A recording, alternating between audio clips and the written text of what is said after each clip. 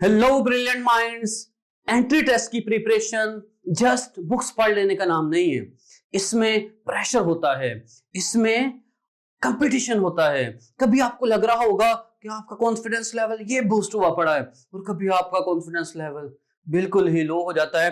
आपको लग रहा होगा कि इतनी मेहनत के बावजूद पता नहीं मेरा रिजल्ट कैसा होगा, पता नहीं मैं एंट्री टेस्ट को क्रैक कर पाऊंगा या नहीं।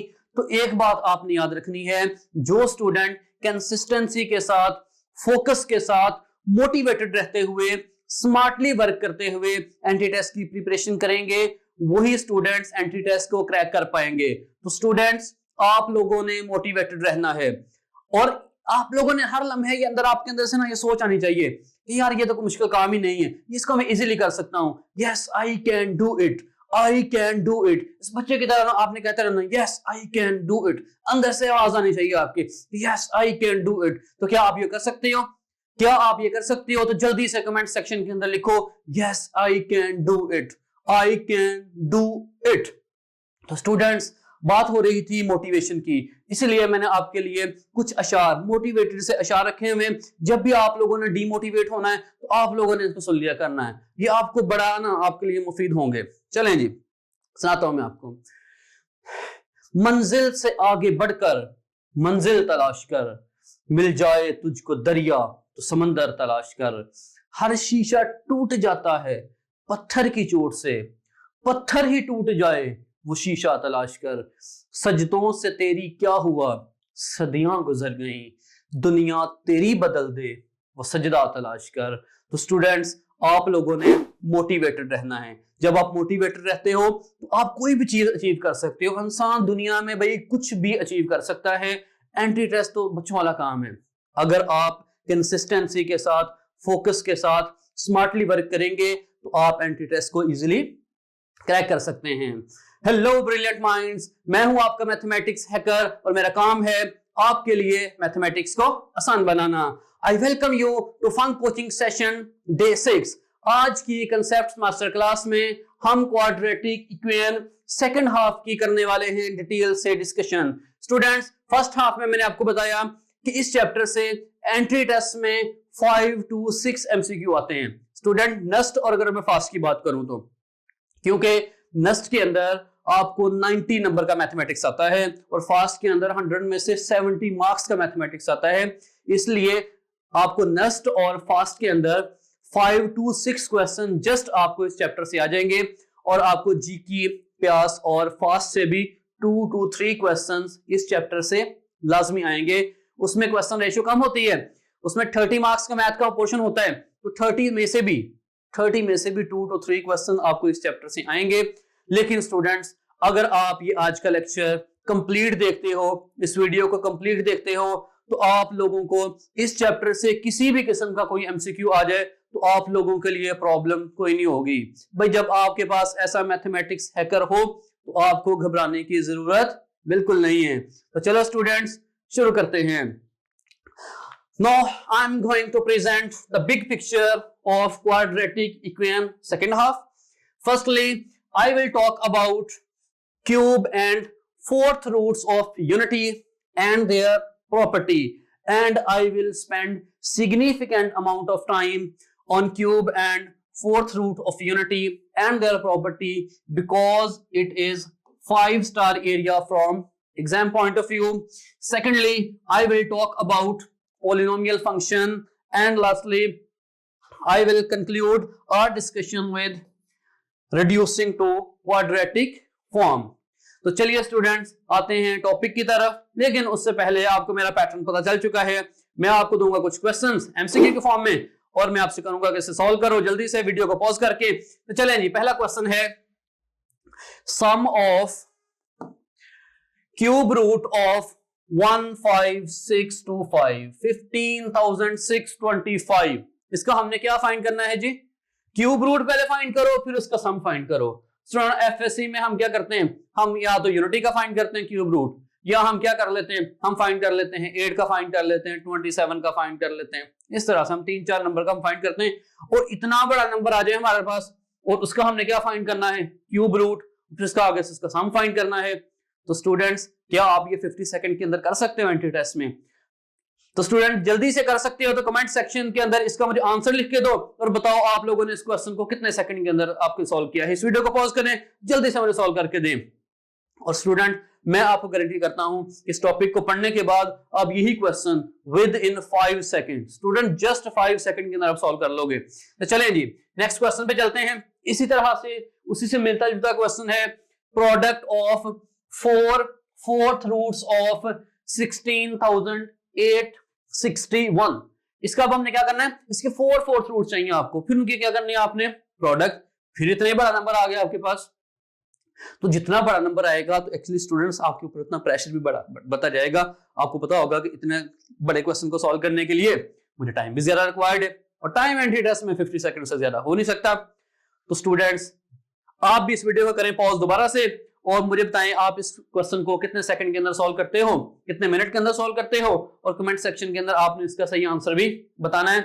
हम इस टॉपिक को पढ़ेंगे, टॉपिक को पढ़ने के बाद इस क्वेश्चन को भी विद इन 5 सेकंड में आपको सॉल्व करने का तरीका बता दूंगा। तो चलिए पहले वीडियो को पॉज करें, खुद से सॉल्व करें, उसके बाद वीडियो को कंटिन्यू करें और हम आते हैं जी नेक्स्ट टॉपिक की तरफ। टॉपिक है हमारा क्यूब रूट ऑफ यूनिटी, इसके बाद फिर हम फोर्थ रूट ऑफ यूनिटी की तरफ जाएंगे। अच्छा student cube root of unity, unity बोलते हैं 1 को, यूनिटी हो गया जी 1 और 1 का हमने फाइंड करना है क्यूब रूट, मतलब 1 की पावर हमने फाइंड करनी है जी 1/3। तो स्टूडेंट हमने एफएससी में ये बात बड़े अच्छे से पढ़ ली हुई है। इसके 3 ही रूट्स हो सकते हैं, कौन कौन से हो सकते हैं, 1 हो सकता है जी, ओमेगा हो सकता है और ओमेगा स्क्वायर हो सकता है। तो मान तो हमें पता है 1 के इक्वल होगा, ऑब्वियस बात है। ओमेगा की वैल्यू हमें पता है -1 plus square root 3 iota over 2, और हम इसको ऐसे भी लिखते हैं -1 प्लस स्क्वायर रूट -3 ओवर 2, और अगर हमने स्क्वायर रूट से माइनस को खत्म करना हो तो आयोटा बाहर आ जाता है। और ऐसे ही थर्ड वैल्यू ओमेगा स्क्वायर की value -1 minus iota square root 3 over 2, अगर आप आयोटा नहीं लगाना चाहते तो -1 स्क्वायर रूट -3 ओवर 2 हम ये भी लिख सकते हैं। तो बहरहाल आपके पास 1 ओमेगा की वैल्यू भी आ गई और ओमेगा स्क्वायर की वैल्यू भी आ गई। अच्छा स्टूडेंट्स यहां से मैं आपको ना कुछ चीजें डायरेक्ट निकालना सिखाता हूं। अब अगर आप लोगों ने फाइंड करना है क्यूब रूट ऑफ 8, किसके फाइंड करने हैं, अगर आप लोगों ने 8 के क्यूब रूट फाइंड करने हैं तो स्टूडेंट्स आपको क्या करना पड़ेगा, आपने देखना है कि जो 8 जो है किस नंबर का क्यूब बनता है। तो किस नंबर का क्यूब बनता है स्टूडेंट, वो बनेगा जी 2 का क्यूब। इसके 3 आंसर कौन कौन से होंगे स्टूडेंट, मैं आपको बताता हूं। इसका एक आंसर होगा 2, एक आंसर होगा 2 ओमेगा और एक आंसर हो जाएगा 2 ओमेगा स्क्वायर। ऐसे ही अगर आपने फाइंड करना हो -8 के क्यूब रूट, तो हम क्या करेंगे, -8 के क्यूब रूट फाइंड करना है तो देखो -8 किस नंबर का क्यूब बनता है। तो स्टूडेंट -8 बनेगा -2 का क्यूब। इसके 3 आंसर कौन से होंगे, इसके 3 आंसर बन जाएंगे स्टूडेंट्स -2 ओमेगा और -2 ओमेगा स्क्वायर आ जाएगा।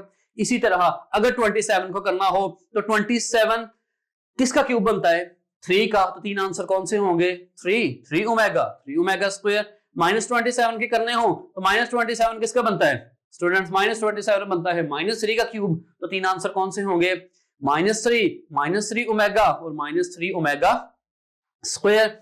ऐसे ही जब क्यूब रूट 1 के बात करें, 1 के क्यूब रूट फाइंड करने हो तो 1 किसका क्यूब बनता है, एक्चुअली 1 का ही क्यूब बनता है, तो 3 आंसर कौन से होंगे, 1 ओमेगा और 1 ओमेगा स्क्वायर। तो स्टूडेंट्स ऐसे ही किसी भी नंबर के आप क्या फाइंड कर सकते हो, अगर आप उसको कन्वर्ट कर लेंगे उस नंबर के क्यूब में तो आपको वही 3 आंसर आपको मिल जाएंगे। अच्छा इसमें यहाँ पे मजे की बात क्या है, यहाँ से आप लोगों ने जैसे यहाँ पे पढ़ा था, अगर आप तीनों का सम करें, तीनों का सम करो तो किसके इक्वल आता है, 0 के इक्वल। आपने रिजल्ट पहले से पढ़ा हुआ है एफएससी में कि 1 plus omega square is equal to 0। Student इसका मतलब क्या है, इसका मतलब है सम हो रहा है, तो इसका मतलब है sum of cube root of unity किसके इक्वल आ रहा है, 0 के इक्वल आ रहा है। तो स्टूडेंट मजे की बात बताऊं, सिर्फ इसका आंसर 0 के इक्वल नहीं आता, किसी भी जो आपके पास क्यूब रूट्स हैं किसी भी नंबर के, उसका जो सम है ना वो किसके इक्वल आएगा, वो 0 के इक्वल आएगा। ये मजे की चीज है इसके अंदर। आप चाहते हो देखो 8 के क्यूब रूट कौन से बनते हैं, 2 ओमेगा और 2 ओमेगा स्क्वायर, चले तीनों को ऐड कर लो, तो 2 प्लस 2 ओमेगा और 2 ओमेगा स्क्वायर। हमने यहां से क्या किया जी, मैंने यहां से 2 कॉमन लिया, बाकी बन जाएगा 1 प्लस ओमेगा स्क्वायर। हमें इस बात का पता है कि 1 प्लस ओमेगा स्क्वायर 0 के इक्वल है, 0 2 से मल्टीप्लाई होगा तो क्या हो जाएगा 0। इस तरह कोई भी नंबर आएगा, यहाँ पे 3 आएगा या -3 आएगा, 4 आएगा, -4 आएगा, 5 आएगा, -5 आएगा, वो बाहर कॉमन चले जाना है, अंदर तो क्या बचना है 1 प्लस ओमेगा स्क्वायर, वो क्या होगा 0, और 0 किसी भी नंबर से मल्टीप्लाई होगा तो क्या हो जाएगा 0। इसलिए स्टूडेंट्स याद रखो, किसी भी नंबर का जब आप क्यूब रूट फाइंड करोगे 3 आएंगे, उसका सम हमेशा किसके इक्वल आएगा 0 के इक्वल आएगा। अच्छा जी, फिर प्रोडक्ट के बारे में बात करें, हमने यहाँ पे जब इसकी प्रोडक्ट की 1 ओमेगा और ओमेगा स्क्वायर, तो स्टूडेंट वो आई थी ओमेगा क्यूब के इक्वल, और हम ओमेगा क्यूब किसके इक्वल होता है जी 1 के इक्वल। यहां से हमने क्या बात सीखी, यहां से हमने सीखा कि जो क्यूब रूट ऑफ यूनिटी है, यूनिटी मतलब यूनिटी के है ना 1 के है ना 1 ओमेगा और ओमेगा स्क्वायर, वो किसके इक्वल आता है, वो 1 के इक्वल आता है। इसी तरीके से चले हम क्या करते हैं, हम 8 के क्यूब रूट ये बनते हैं, इन तीनों की प्रोडक्ट करके देख लेते हैं। तो क्या है 2 ओमेगा और क्या आ जाएगा 2 ओमेगा स्क्वायर आएगा, जब तीनों की मल्टीप्लाई करेंगे 2 2s are 4 और 4 2s are 8 ओमेगा क्यूब आ जाएगा, और ओमेगा क्यूब की वैल्यू 1, तो आंसर कितना आएगा 8। यहां से आपने क्या सीखा, यहां से सीखा कि सम जो है वो किसी भी नंबर का, किसी भी का जब उसका क्यूब रूट करे तो उसका सम किसके इक्वल आएगा 0, लेकिन प्रोडक्ट किसके इक्वल है, जो प्रोडक्ट है स्टूडेंट, प्रोडक्ट आती है इटसेल्फ के इक्वल। जैसे 1 का जब हमने किया क्यूब रूट ऑफ यूनिटी, उसकी प्रोडक्ट किसके इक्वल है 1 के इक्वल, तो क्यूब रूट ऑफ 8 जो है उसकी प्रोडक्ट किसके इक्वल होगी स्टूडेंट 8 के इक्वल, -8 वाले की प्रोडक्ट किसके इक्वल होगी -8 के इक्वल। तो स्टूडेंट जो तीनों की प्रोडक्ट है वो क्या होगी, किसी की भी जो तीनों की जब प्रोडक्ट करेंगे क्यूब रूट की, तो आंसर उसका क्या आएगा उसी के इक्वल आएगा, इटसेल्फ के इक्वल आना है। 8 का क्यूब रूट है, तीनों की प्रोडक्ट 8 के इक्वल, -8 का क्यूब रूट है, उनके प्रोडक्ट -8 के इक्वल, 27 के क्यूब रूट्स उनके प्रोडक्ट 27 के इक्वल, ऐसे ही सो ऑन। चलें स्टूडेंट, अब यहां से एक और भी रिजल्ट देख लेते हैं। आपने हम जो एफएससी में पढ़ा हुआ है हमने कि 1 प्लस ओमेगा स्क्वायर क्या होता है 0 के इक्वल, और यहां से बहुत सी वैल्यूज निकल सकती हैं। लेकिन स्टूडेंट अगर आपने 1 प्लस ओमेगा की वैल्यू फाइंड करनी हो तो प्लस ओमेगा स्क्वायर उस साइड पे जाके हो जाएगा माइनस ओमेगा स्क्वायर। अगर आपने ओमेगा प्लस ओमेगा स्क्वायर की वैल्यू फाइंड करनी है तो +1 उस साइड पे जाके हो जाएगा -1।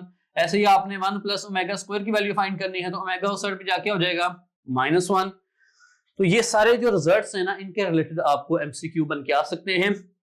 तो अब आपको एमसीक्यू के लिए इनको सॉल्व करने की जरूरत नहीं है, ये चीजें डायरेक्ट याद रखो। ये देखिए कितने क्वेश्चन बन सकते हैं आपके, क्या आपको डायरेक्ट पूछा जा सकता है 8 के क्यूब रूट कौन से होंगे, -8 के कौन से होंगे, 27 -27 64 -64, ऐसे आगे बढ़ाते रहो।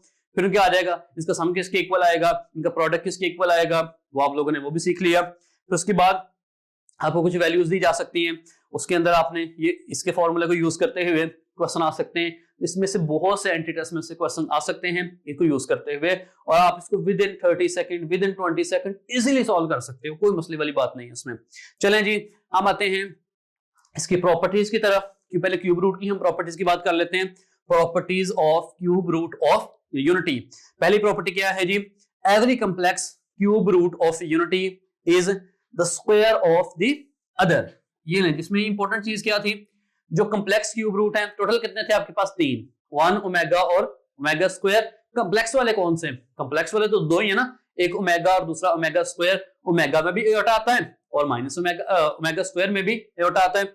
ओमेगा की वैल्यू कितनी वो भी आपको पता है, और ओमेगा स्क्वायर की वैल्यू भी आपको पता है। मैं कह रही यहाँ पे उसने क्या कहा, ये दोनों एक दूसरे के क्या होते हैं, स्क्वायर ऑफ अदर। तो देखो स्टूडेंट, एक ओमेगा है, जब आप उसको स्क्वायर करोगे तो वो किसके इक्वल आएगा, ओमेगा स्क्वायर के इक्वल। तो ओमेगा का स्क्वायर करो तो ओमेगा स्क्वायर के इक्वल आ गया। इसी तरीके से अगर आपके पास ओमेगा स्क्वायर है, जब आप उसको स्क्वायर करोगे तो ओमेगा 4 के इक्वल आएगा। ओमेगा 4 को ब्रेक करने के लिए omega cube dot omega, omega cube की वैल्यू 1 होती है, ये किसके इक्वल आ गया, ओमेगा के इक्वल आ गया। तो आपने जब ओमेगा स्क्वायर का स्क्वायर किया तो ओमेगा के इक्वल आ गया, ओमेगा का स्क्वायर किया तो ओमेगा स्क्वायर के इक्वल आ गया। तो ये दोनों एक दूसरे के क्या होते हैं, स्क्वायर ऑफ ईच अदर। एक का स्क्वायर करो दूसरा बन जाता है, दूसरा का स्क्वायर करो तो पहला बन जाता है। चलेंगे, सेकंड प्रॉपर्टी क्या है, the sum of all three cube root of unity is 0, जिसको हम पहले ही डिस्कस कर चुके हैं कि 1 plus omega square is equal to 0। In fact ये यूनिटी की नहीं है, ये यूनिटी की बात नहीं हो रही, यूनिटी इसके अंदर तो यूनिटी की बात हो रही है। वैसे आप 8 के लिख दो, -8 के लिख दो, 27 -27, कोई भी नंबर लिख दो, उसके जो क्यूब रूट है 3 जो बनते हैं, उसका सम हमेशा किसके इक्वल आएगा, 0 के इक्वल आएगा। ये बात माइंड में फिक्स कर लो। चलें जी, नेक्स्ट प्रॉपर्टी पे आते हैं। The product of all three cube root of unity is 1। ये तीनों के प्रोडक्ट इसके इक्वल होगी 1। स्टूडेंट अगर मैं 1 की जगह पे लिख दूं ना इटसेल्फ, तो इसने हमारे लिए बहुत से एमसीक्यूज को आसान बना देना है कि जो भी नंबर है उसके क्यूब रूट की जो प्रोडक्ट होती है वो उसी के इक्वल आती है। 8 के 3 क्यूब रूट है, उसकी प्रोडक्ट उसी के इक्वल। 1 थी, 1 के क्यूब रूट की प्रोडक्ट 1 के ही इक्वल आ जाएगी। ठीक है जी, मैंने इसको जगह 1 की जगह पे मैंने इटसेल्फ लिख दिया, इससे बहुत से एमसीक्यू हमारे सॉल्व हो गए। चलें जी, नेक्स्ट क्वेश्चन क्या है।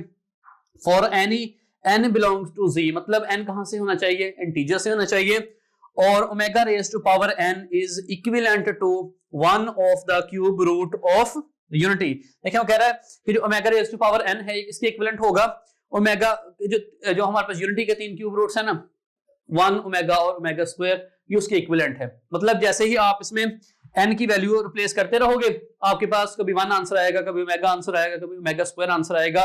इस तीनों के अलावा कोई और आंसर नहीं आ सकता। चेक कर लीजिए, ओमेगा की पावर n है ना, n की जगह पे 1 रखो तो आ गया ओमेगा, n की जगह पे 2 रख दो तो आ गया ओमेगा स्क्वायर, n की जगह पे 3 रखो तो आ गया ओमेगा क्यूब, जो कि क्या बन गया 1 के इक्वल। तो तीन ही आंसर आया ना, 1 ओमेगा और ओमेगा स्क्वायर। आप करोगे मैंने n की पावर 4 रख देता हूँ, जब n की पावर 4 रखोगे तो करो ब्रेक उसको, तो ओमेगा क्यूब डॉट ओमेगा, तो ओमेगा क्यूब 1 होता है, 1 से मल्टीप्लाई हुआ ओमेगा तो क्या आ गया फिर से ओमेगा, तो फिर से रिपीट होना शुरू हो गए। इसलिए इसके 3 ही आंसर हो सकते हैं। ओमेगा की पावर जो सी मर्जी कर दो इंटीजर्स में से, is equivalent to 1 of cube root of unity. तीनों में से कोई एक इक्विवेलेंट आएगा एक केस के अंदर, जब n की कोई वैल्यू रखोगे तो। लास्ट वन क्या है जी, complex root of unity. Complex root कौन कौन से, ओमेगा और ओमेगा स्क्वायर की बात हो रही है। और कॉन्जुगेट, पहले एक दूसरे के क्या होते हैं, कॉन्जुगेट होते हैं। कॉन्जुगेट मतलब जब आप ओमेगा के ऊपर कॉन्जुगेट लगाओगे तो ओमेगा स्क्वायर बन जाएगा, ओमेगा स्क्वायर के ऊपर कॉन्जुगेट लगाओगे तो ओमेगा बन जाएगा। ये भी इंपॉर्टेंट चीज है, ये भी एमसीक्यू बन सकती है। कॉन्जुगेट होते हैं। And multiplicative inverse and reciprocal of each other. Multiplicative inverse भी होते हैं, रेसिप्रोकल भी होते हैं। रेसिप्रोकल को भी आप मल्टीप्लिकेटिव इनवर्स की कैटेगरी में ही लेके जा सकते हो। मतलब आपका जो ओमेगा स्क्वायर है वो किसके इक्वल होगा, हम उसको कह सकते हैं 1 ओवर ओमेगा के इक्वल है, और ओमेगा किसके इक्वल होगा, 1 ओवर ओमेगा स्क्वायर के इक्वल है। ये हो गया रेसिप्रोकल। मल्टीप्लिकेटिव इनवर्स का मतलब क्या है, मल्टीप्लिकेटिव इनवर्स का मतलब है कि जब आप ओमेगा को ओमेगा स्क्वायर से मल्टीप्लाई करोगे तो आपके पास आंसर क्या आएगा, यूनिटी। जब आप ओमेगा स्क्वायर को ओमेगा से मल्टीप्लाई करोगे तो करो ना, ओमेगा स्क्वायर को ओमेगा से मल्टीप्लाई करो, क्या बनता है, ओमेगा क्यूब। किसके इक्वल होता है, 1, तो 1 क्या हो गया, सॉरी आइडेंटिटी के इक्वल आएगा, यूनिटी कह रहा हूं, आइडेंटिटी के इक्वल आएगा। ठीक है जी, ओके, ये हो गई क्यूब रूट की प्रॉपर्टीज। अब आ जाते हैं हम fourth root of unity. Student जैसे आप लोगों के पास क्यूब रूट क्या कौन कौन से थे, 1 ओमेगा और ओमेगा स्क्वायर, इसी तरह यूनिटी के जो फोर्थ रूट्स होंगे ना वो 4 बनते हैं। कौन कौन से, 1 होगा, एयोटा होगा, -1 होगा और माइनस एयोटा होगा। ठीक है जी स्टूडेंट्स, इसी तरह से ये तो हो गए 1 के। इसी तरीके से हम किसी भी नंबर के हम क्या फाइंड कर सकते हैं, हम फाइंड कर सकते हैं जी फोर्थ रूट फाइंड कर सकते हैं। चलें जी, हम बात करते हैं 16 की। ठीक है, अगर हमने 16 का डायरेक्ट फाइंड करने हो, क्योंकि यहाँ पे हम एंटी टेस्ट पढ़ रहे हैं तो हमें लेंथी प्रोसेस की तरफ जाने की जरूरत नहीं है, हम डायरेक्ट स्मार्ट वर्क की तरफ आते हैं। अगर आप लोगों ने 16 के फोर्थ रूट फाइंड करने हो, ठीक है, तो स्टूडेंट फोर्थ रूट की बात हो रही है, फोर्थ रूट तो मतलब आपने इस नंबर की पावर 4 ढूंढनी है। जब क्यूब रूट की बात हो रही थी तो आपने इस नंबर की ऐसा नंबर ढूंढना था जिसका क्यूब वो नंबर बन जाता था। अगर आपने 8 का क्यूब रूट फाइंड करने थे तो आप देखते थे किस नंबर का क्यूब जो है वो 8 बनता है। अब आपने क्या देखना है, किस नंबर की पावर 4 करें तो वो क्या बनेगा 16, तो वो कौन सा नंबर होगा, तो वो नंबर होगा 2। अगर 2 की पावर 4 कर दें तो वो क्या बन जाता है 16। अब आपके पास मैजिक नंबर कौन सा आ गया 2। अब इसके फोर्थ रूट कौन से बनेंगे स्टूडेंट, जैसे 1 -1 एयोटा और माइनस एयोटा है, इनके साथ क्या लग जाएगा 2 लग जाएगा। ये रोजी बन जाएगा 2 -2 2 एयोटा और -2 एयोटा। इसी तरीके से अगर आप लोगों ने फाइंड करने हैं 81 है नंबर, 81 के क्यूब रूट आपने फोर्थ रूट फाइंड करने हैं, तो देखो किस नंबर की पावर 4 करो तो 81 बनता है। तो स्टूडेंट जब हम 3 की पावर 4 करते हैं तो हमारे पास 81 बनेगा। इसका मतलब इसके कौन से होंगे फोर्थ रूट, इसके भी 4 रूट बन जाएंगे। 3 ले आओ, 3 -3 3 एयोटा और -3 एयोटा। ठीक है स्टूडेंट, और इस फॉर्मूले जो फॉर्मूला यहाँ पे लिखा हुआ है, इस फॉर्मूले की मदद से भी हम ये चारों चीजें फाइंड कर सकते हैं। मैं आपको जस्ट एक फाइंड करके बता देता हूं। यहाँ पे फॉर्मूला जो है इसका मतलब क्या है, e raised to power 2 pi iota k over 4। Student हमने नंबर सिस्टम के चैप्टर में पढ़ा था iota e raise to power iota x जो है आइलर फॉर्मूला है, इसको बोलते हैं। ये पोलर फॉर्म में कन्वर्ट हो जाता है, इसको हम लिख सकते हैं cos x plus aorta sin x, ऐसे लिख सकते हैं ना। अब इस चीज को यहाँ पे अगर गौर करो तो यहाँ पे क्या है, e raise to power 2 pi iota k over 4। अब इसको लिखना हो तो हम क्या लिखेंगे, पहले आ जाएगा cos, फिर आपका आएगा 2 पाई k ओवर 4 और प्लस एयोटा साइन में भी यही आ जाएगा कि 2k पाई ओवर 4। और हमने फोर्थ रूट फाइंड करने, इसलिए k की वैल्यू हमेशा क्या रहेगी 0, 1, 2 और 3। मैं फॉर एग्जांपल k की जगह पे क्या पुट करता हूँ, 0 पुट करता हूँ। ठीक है, जब k की जगह पे 0 पुट करोगे तो यहाँ पे क्या आ जाएगा, यहाँ पे आ जाएगा cos 0 प्लस एयोटा, यहाँ क्या आ जाएगा sin 0। तो स्टूडेंट cos 0 की वैल्यू कितनी होती है 1 और sin 0 की वैल्यू कितनी होती है 0, 0 एयोटा से मल्टीप्लाई करेगा 0, तो देखिए एक आपके पास आ गया फोर्थ रूट, कौन सा आ गया 1 वाला आ गया। ऐसे ही आप k की वैल्यू 1 करोगे तो अगला आ जाएगा, k की वैल्यू 2 करोगे तो नेक्स्ट, k की वैल्यू 3 करोगे तो नेक्स्ट। मैं आपको एक और फाइंड कर देता हूं। चले अब आप क्या करते हो, k की वैल्यू 1 रखो, चले और कोशिश करो ज़बानी सॉल्व करते हैं। जब k की वैल्यू यहाँ पे 1 रखोगे, ये 1 हो गया, और 2 और 4 की क्या हो जाएगी, कटिंग हो जाएगी, क्या बच जाएगा पाई ओवर 2। इधर भी क्या आ जाएगा pi over 2। Student pi over 2 मतलब 90, तो cos 90 कितना होता है, cos 90 स्टूडेंट होता है 0 प्लस एयोटा sin 90 कितना आता है 1। इसका आंसर क्या आ गया एयोटा। तो स्टूडेंट देखो अगली वैल्यू बन गई एयोटा। इसी तरह k की वैल्यू 2 रखोगे तो अगली वैल्यू बन जाएगी, k की वैल्यू 3 रखोगे तो उससे अगली वैल्यू बन जाएगी। ठीक है, और यहाँ पे ये किसकी बात हो रही है, 1 के हम फाइंड कर रहे हैं फोर्थ रूट। अगर आपने किसी भी नंबर के फाइंड करने हैं, फॉर एग्जांपल अगर आपने फाइंड करने हैं 16 के, तो आपको बस यहाँ पे क्या रखना पड़ेगा, यहाँ पे 16 की पावर क्या करनी पड़ेगी 1 ओवर 4। बाकी ये सारा फॉर्मूला आपका क्या रहेगा, सेम रहेगा। इसी तरीके से अगर आपने फाइंड करने हैं यहाँ पे 81 के, तो 81 की पावर क्या कर दोगे 1 ओवर 4, बाकी क्या रहेगा सेम रहेगा। और इसी तरीके से आप कोई भी वैल्यू फाइंड कर सकते हो। बहरहाल ये इससे ज्यादा शॉर्टकट मेथड है कि आप क्या करो, उस नंबर की पावर ढूंढ लो।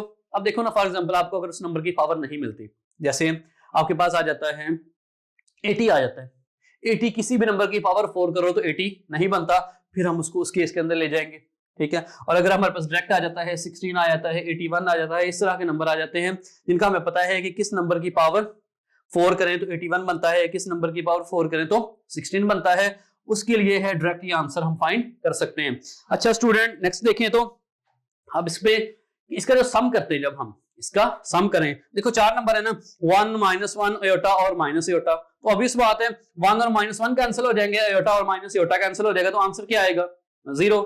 इसका मतलब क्या हुआ, इसका सम किसके इक्वल आता है 0। इनफैक्ट इसका नहीं, किसी का भी चेक कर लो, फोर्थ रूट का जब आप सम फाइंड करो तो आंसर किसके इक्वल आएगा 0। जैसे क्यूब रूट के अंदर भी सम 0 के इक्वल आता है किसी भी नंबर का, इसका मतलब है फोर्थ रूट के अंदर भी सम फाइंड करो तो वो भी किसके इक्वल आता है 0 के इक्वल ही आता है। आपने देखिए 16 का फाइंड किए हैं, इनका सम करो, जब सम करेंगे तो 2 और -2 कैंसिल हो जाएंगे, 2 एयोटा और -2 एयोटा कैंसिल हो जाएंगे, तो आंसर क्या आएगा 0।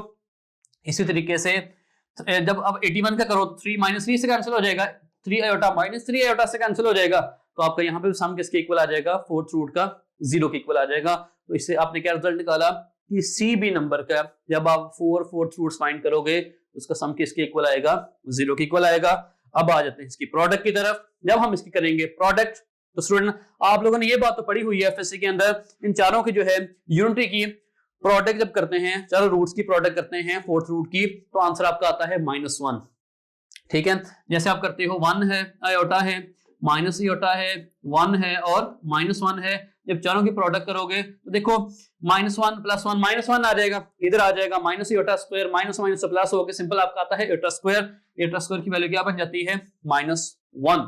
तो स्टूडेंट इसी तरह से अगर अब जरा इनके करो 2 -2 2 आयोटा और -2 आयोटा, तो देखो जब 2 को -2 से मल्टीप्लाई किया तो -4, इसी तरह से 2 आयोटा को जब -2 आयोटा से मल्टीप्लाई किया तो बन जाएगा -4 आयोटा स्क्वायर, ये माइनस माइनस प्लस हो जाएगा, 16 आयोटा स्क्वायर आ जाएगा, तो टोटल आंसर कितना बन जाएगा -16।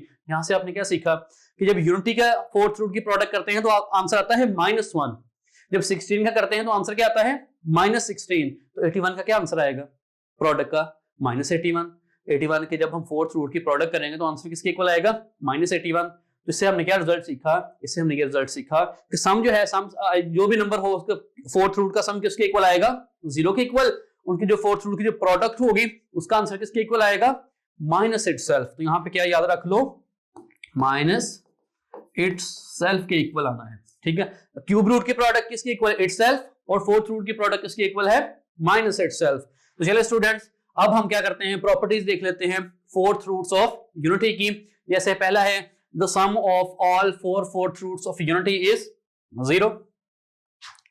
तो अभी हम ये बात कर चुके हैं कि four fourth root of unity कौन से हैं? 1 -1 आयोटा और माइनस आयोटा। जब ऐड करोगे तो आंसर किसके इक्वल आएगा? 0 के इक्वल। यूनिटी के अलावा यहाँ पे कोई भी नंबर रख दो, उसका भी फोर फोर्थ रूट फाइंड करो, वो भी आंसर किसके इक्वल आएगा? 0 के इक्वल आएगा। नेक्स्ट क्या है?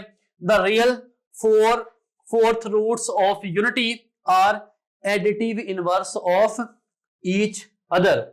स्टूडेंट आपके पास 4 रूट है ना यूनिटी के, 1 -1 आयोटा और माइनस आयोटा। उसमें से किसकी बात कर रहा है? कह रहा है रियल वाले। अब रियल वाले कौन से बनते हैं? रियल वाले बनते हैं 1 और -1, बाकी दोनों तो आयोटा है ना, वो तो कॉम्प्लेक्स में चले गए। तो रियल कौन से बनते हैं? आयोटा 1 और -1। वो कह रहा है दोनों एक दूसरे के क्या हैं? एडिटिव इनवर्स हैं। ये आपको पता है एडिटिव इनवर्स का, को 1 का एडिटिव इनवर्स क्या होता है? 1 का -1, 2 का -2, 3 का -3। तो अब देखो 1 का क्या बनेगा? -1, तो 1 और -1 ही हो गया ना, दो रियल रूट। नेक्स्ट पे आ जाते हैं। नेक्स्ट क्या है? बोथ द कम्प्लेक्स और इमेजिनरी, जो आपके कम्प्लेक्स और इमेजिनरी रूट्स हैं यूनिटी के, यूनिटी की बात हो रही है, वो कौन से हैं आपके पास? आयोटा और माइनस आयोटा है ना। अब देखो आयोटा और माइनस आयोटा को देखो तो ये क्या है? एक दूसरे के, ये एक दूसरे के कॉन्जुगेट भी तो है ना। जब आयोटा का कॉन्जुगेट लोगे तो क्या बनेगा? Minus iota. माइनस आयोटा का लोगे तो क्या बनेगा? आयोटा। तो एक दूसरे के क्या हुए? Conjugate to each other. Okay जी। नेक्स्ट क्या है? Product of all the four fourth roots of unity is -1। तो यह हम बात ऑलरेडी डिस्कस कर चुके हैं कि यूनिटी होगी तो क्या आएगा? Minus itself. 4 होगा तो क्या आएगा? -4। 7 होगा तो क्या आएगा? -7। ये प्रोडक्ट जो है, ठीक है। इसी तरीके से जी क्वेश्चन है हमारा ओमेगा इज, ओमेगा की पावर हमें कितनी दी गई है? 17,226 है, ठीक है। अब स्टूडेंट इतनी बड़ी पावर आ गई तो हमने कैसे सॉल्व करना है? तो सबसे पहले तो आपने घबराना नहीं है, ठीक है जी। स्टूडेंट्स आप लोग हो जाओ जी बेगम। जब मैंने आपको इसका ट्रिक बताना है आपने क्या हो जाना है जी? बेगम हो जाना है आपने, ठीक है। चलें जी, ट्रिक इसका क्या है? आपने सिर्फ क्या काम करना है? सारी वैल्यू को लेकर नहीं चलना, आपने सिर्फ लास्ट टू नंबर्स लिए, आपने इसे किस पे डिवाइड करना है? बताओ ना जरा, किस पे डिवाइड करोगे? स्टूडेंट जब आयोटा की बात हो रही थी तो आयोटा में मतलब फोर्थ रूट होते हैं ना, 1 -1 आयोटा और माइनस आयोटा, मतलब जो सी मर्जी पावर करोगे 4 आंसर आएंगे, 1 -1 आयोटा और माइनस आयोटा। और क्यूब में क्या होता है? 3 आंसर आते हैं, 1 ओमेगा और ओमेगा स्क्वायर। इसलिए आयोटा के केस में 4 पे डिवाइड करते हैं और ओमेगा के केस में 3 पे डिवाइड करना है आपने। चलो जी करो 3 पे डिवाइड। 3 पे डिवाइड किया, क्या आ जाएगा? 3 8 24। कितना आ जाएगा? ओमेगा सॉरी रिमाइंडर कितना आया? 2 आया। तो जो रिमाइंडर आया वो एक्चुअली क्या बन जाती है? ओमेगा की पावर। जैसे आयोटा की रिमाइंडर, जो भी रिमाइंडर आता था आयोटा की पावर बन जाती थी, यहाँ पे क्या आ जाएगी? ओमेगा की पावर बन जाएगी। हमारे पास ट्रू ऑप्शन क्या आएगा जी? Omega square. और आप क्या कर दोगे? जल्दी जल्दी से ओमेगा स्क्वायर पे टिक लगा दोगे और मैं कहूंगा जी ये क्वेश्चन भी आपका हो गया गलत। अब ये कैसे हुआ गलत? स्टूडेंट आपने बाकी ऑप्शन को ध्यान से देखा ही नहीं है। बाकी ऑप्शन में देखो क्या है? ओमेगा है, 1 ओवर ओमेगा है। स्टूडेंट अभी हम प्रॉपर्टीज के अंदर क्या पढ़ चुके हैं? हमने पढ़ा था कि जो ओमेगा और जो ओमेगा स्क्वायर हैं ये एक दूसरे के रेसिप्रोकल भी हैं। तो स्टूडेंट्स का मतलब क्या था? इसका मतलब था ओमेगा हो तो वो किसके इक्वल होगा? 1 ओवर ओमेगा स्क्वायर के। ओमेगा स्क्वायर हो तो वो किसके इक्वल होगा? 1 ओवर ओमेगा के। नो डाउट कि आपका आंसर जो आया है वो ओमेगा स्क्वायर आया है, लेकिन ओमेगा स्क्वायर 1 ओवर ओमेगा के इक्वल तो है ना। इसका क्या मतलब हुआ? आपका अल्फा ऑप्शन भी ट्रू ऑप्शन है और आपका चार्ली ऑप्शन भी ट्रू ऑप्शन है। तो क्या आएगा? Both A and C. Student delta option is true option. Next question आ गया जी। नेक्स्ट क्वेश्चन में है omega 117 plus omega 118 plus omega 119 is equal to 0। Student आंखें बंद करके इसका आंसर लगा दो 0। सर ये कैसे? स्टूडेंट देखो ओमेगा की जोन सी भी पावर करोगे आपके मैक्सिमम 3 आंसर आ सकते हैं, 1 ओमेगा और ओमेगा स्क्वायर।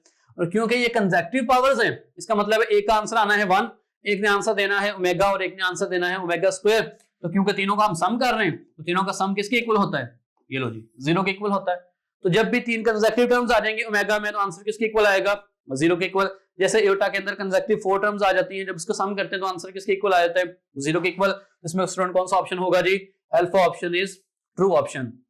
नेक्स्ट क्वेश्चन है जी, थोड़ा सा कंफ्यूजन क्रिएट कर रहा है यूटी का क्वेश्चन है, यूटी का क्वेश्चन हो और कंफ्यूजन ना क्रिएट करे, ऐसा तो नहीं हो सकता ना, लेकिन आसानी से सॉल्व करेंगे हम।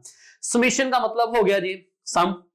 उसने कहा n की वैल्यू लेनी है 1 से लेकर 70 तक और अप्लाई किस पे करनी है, omega raise to power n पे। तो मतलब ओमेगा n की वैल्यू कहां से स्टार्ट करनी है, n की जगह पे लगा दिया 1, समेशन का मतलब आ गया जी प्लस, फिर n की वैल्यू लेंगे 2, फिर प्लस n की वैल्यू लेंगे 3, प्लस ऐसे ही चलते चलते हम जाएंगे ओमेगा की वैल्यू, हमने पावर n की वैल्यू कहां तक लेके जानी है 70 तक, तो ओमेगा रेज़ टू पावर 70 तक हो गया।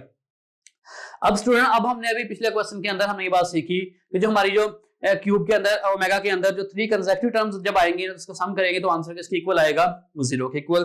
तो स्टूडेंट ऐसे ही करो ना जरा, आप टोटल देखो टोटल कितनी टर्म्स हैं स्टूडेंट, टोटल टर्म्स हो जाती है यहाँ पे 70, 1 से 70 तक जा रही है। अच्छा कभी कभार क्वेश्चन के अंदर यहाँ पे आए थे 0 to 70, जब 0 to 70 0 1 2 3 तो ये टोटल 70 नहीं बनती, फिर 71 बन जाती है। ओके, उस लिहाज से देखना होगा आपने। अब आपकी बात इस क्वेश्चन के अंदर टर्म बनती है 70, तो 70 टर्म बनती है, तो अब आपको इतना पता है कि जो आपकी जो 3 टर्म्स हैं जब इसको सम करेंगे तो किसके इक्वल आएगा, 0। अच्छा पहले 3 की 0, फिर 3 0, फिर 3 0, फिर 3 0, फिर 3 0, फिर 3 0। अब आपने देखो 70 है ना, तो आपको जो 69 टर्म्स होंगे ना, क्योंकि 69 3 पे पूरा पूरा डिवाइड हो जाता है, मतलब 69 टर्म जो आपकी होंगी ना वो तो हो जाएंगी ऐड हो जाएंगी 0, एक टर्म आपकी बचनी है। अब आपने यहाँ पे अपने अकल का इस्तेमाल करना है, जब एक टर्म बचनी है तो एंड वाली ना बचा लेना, पहली टर्म बचाओ। जब पहली टर्म बचाओगे तो आपका क्या आंसर आएगा, ओमेगा, एंड वाली बचाओगे तो क्या आंसर आएगा, ओमेगा रेज़ टू पावर 70। उसको फिर आपको सॉल्व करना पड़ेगा, तो आपको क्या करेंगे, फर्स्ट टर्म कौन सी बनती है, omega, omega is true option. लें जी, या वो क्वेश्चन आ गया जो मैंने आपको कहा था वीडियो से पहले सॉल्व करो, मैंने आपसे कहा था कि विद इन 5 सेकंड में आपको इसका क्या बताऊंगा, सॉल्यूशन बताऊंगा, तब देख लो मैंने क्या बताना है। आप खुद इतने एक्सपर्ट हो गए कि आप खुद इसका आंसर बता सकती है। यह क्वेश्चन है sum of cube root of, मैंने आपको क्या कहा था, किसी भी नंबर का क्यूब रूट, किसी भी नंबर का, तब कौन सा आ गया 15, 6 to 5, तो किसी भी नंबर का जब सम करना है क्यूब रूट का तो आंसर किसके इक्वल आना है। तो स्टूडेंट्स पे ट्रू ऑप्शन कौन सा हुआ, ट्रू ऑप्शन हो गया हमारे पास अल्फा 0 इज ट्रू ऑप्शन। तो स्टूडेंट आपके गम दूर हुए, ओके बेगम हुए हो, इतने मजे मजे की चीजें आपको बता रहा हूँ, विद इन 5 सेकंड हम इजीली क्वेश्चन सॉल्व कर रहे हैं, हुए हो बेगम। चला जी, वैसे बाय द वे मुझे बेगम से एक जोक याद आ गया। एक दोस्त अपने ना शादीशुदा दोस्त के पास जाता है, उसे कहता है कि यार एक बात बताओ कि शादी के बाद जो लड़कियों को ना बेगम क्यों कहते हैं वो बेचारा बीवी से काफी तंग आया होता है, कहता है कि यार क्यों ना कहें, वो शादी के बाद अपने सारे काम जो है वो अपने हस्बैंड को दे देती है और खुद बन जाती है बेगम। तो ठीक है, तो स्टूडेंट आप लोग हो गए हो बेगम वाले कि अभी नहीं हुए, जल्दी से कमेंट सेक्शन के अंदर बता दो, नहीं हुए तो हो जाओगे, टेंशन ना लो, लेकिन फिलहाल एंटी टेस्ट के पॉइंट ऑफ व्यू से मैं आपको बेगम कर दूंगा, इस बात की टेंशन नहीं लेनी आप लोगों ने। चले जी नेक्स्ट क्वेश्चन पे चलते हैं। नेक्स्ट क्वेश्चन क्या है, product of cube root of 15 6 25। अब क्या स्टूडेंट ध्यान से आ जाओ, किस पे बात हो रही है, प्रोडक्ट की, और किसकी, क्यूब रूट की। अब दो बातें माइंड में रख लो, मैंने आपसे कहा था जब भी प्रोडक्ट की बात आएगी क्यूब रूट की आएगी तो आंसर आएगा इटसेल्फ, और जब फोर्थ रूट की प्रोडक्ट की बात आएगी तो आंसर आएगा माइनस इटसेल्फ। क्यूब रूट की बात आ रही है, इसका क्यूब रूट क्या आएगा, यही नंबर आएगा, कौन सा नंबर है जी, alpha option is true option. इसी तरीके से sum of fourth root of 16 8 61, इसका क्या फाइंड करना है, क्या फाइंड करना है जी, सम फाइंड करना है। तो मैंने आपको क्या बताया, चाहे क्यूब रूट का सम हो चाहे फोर्थ रूट का सम हो, कोई भी नंबर हो, आंसर क्या आएगा 0। तो आंसर क्या आ जाएगा जी student, beta option, 0 is true option. है जी product of 4 fourth roots of 16 8 61, इसकी किसकी बात हो रही है, प्रोडक्ट, किसकी प्रोडक्ट, फोर्थ रूट की। तो फोर्थ रूट की क्या बताई थी, माइनस इटसेल्फ, माइनस लगाना है, वही नंबर आपने दोबारा लगा देना है, कौन सा ऑप्शन आ जाएगा student, Charlie option is true option. लेकिन जी यहाँ पे हमारा जो पहला टॉपिक था वो हो गया है कंप्लीट। मैंने आपको इसमें से बहुत से एमसीक्यू बताए हैं, अब आप लोग इनको अप्लाई करना सीखना है, अब आपने इसको अप्लाई करने की प्रैक्टिस करनी है, किसी भी नंबर पे आप लोग इसको इजीली अप्लाई कर सकते हो। और आप लोगों ने खास तौर पे जो अपनी बुक्स, आपने जो पंजाब टेक्स की बुक है ना आपकी, उसमें से आप लोगों के जो एक्सरसाइज के क्वेश्चन हैं उनके ऊपर आप लोगों ने खुद से प्रैक्टिस करते हुए इसको अप्लाई करना है, और भी खुद इजीली सारी चीजें कर सकते हो। ठीक है, अब चलें जी हम नेक्स्ट टॉपिक पे चलते हैं। नेक्स्ट टॉपिक हमारे पास क्या है जी, पॉलिनोमियल फंक्शन।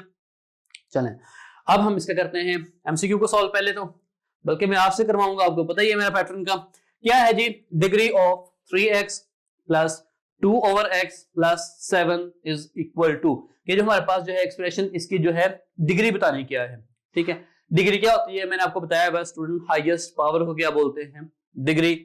अब कुछ स्टूडेंट जो है कहेंगे सर इसकी डिग्री क्या बनती है, 1 बनती है, x की पावर 1 है ना, यहाँ पे x है ही नहीं, यहाँ पे x है ही नहीं, यहाँ पे x की पावर क्या बन जाएगी -1, सबसे बड़ी तो क्या हुई 1, तो क्या हो जाएगी 1, तो student 1 is not a true option. अब कुछ बच्चे आएंगे वो कहेंगे सर ये इसने सही नहीं बताया, आप क्या करो एलसीएम लो, जब एलसीएम लोगे x को तो क्या आ जाएगा 3x² प्लस 2 प्लस 7x, यहाँ पे पावर 1 है, यहाँ पे क्या है 2 है, तो हाईएस्ट पावर क्या हुई 2, तो डिग्री क्या हो जाएगी 2, तो मैं कहूंगा ये लो जी बच्चा पार्टी, ये भी क्या हो गया गलत, लो जी पै गया ना पंगा।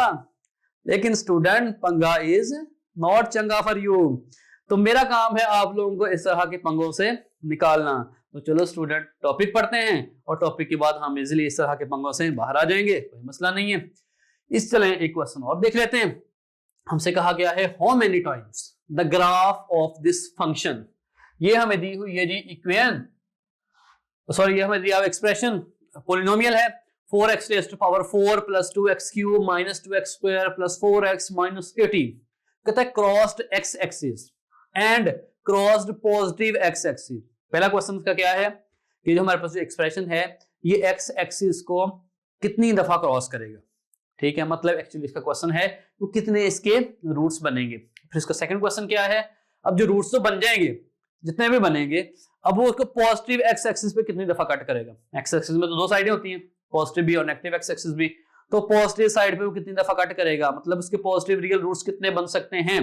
दो क्वेश्चन है, टोटल रूट्स कितने बन सकते हैं रियल, और फिर पॉजिटिव रियल रूट्स कितने बन सकते हैं। तो स्टूडेंट्स क्या लगता है आप लोग इस तरह क्वेश्चन जब आपके सामने आएगा तो आप इसको 50 सेकंड में सॉल्व कर लोगे।